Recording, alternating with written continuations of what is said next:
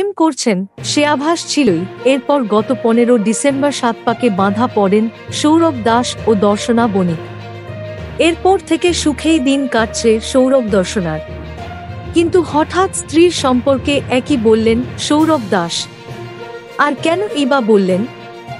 সম্প্রতি এক সাক্ষাৎকারে স্ত্রী দর্শনা বণিককে নিয়ে সৌরভ বলেন, নায়িকা বু চেয়েছি, আর নাটক করলেই দোষ।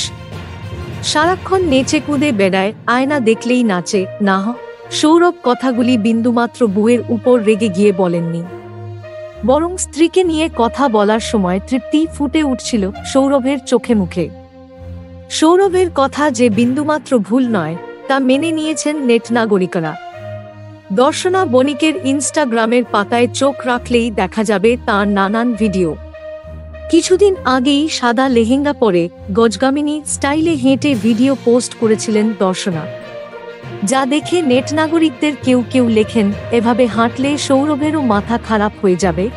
আবার কখনো সুইমিং ড্রেসে পুলের জলে জলপরি হয়ে সাঁতার কেটে বেড়াতেও দেখা গিয়েছে দর্শনাকে।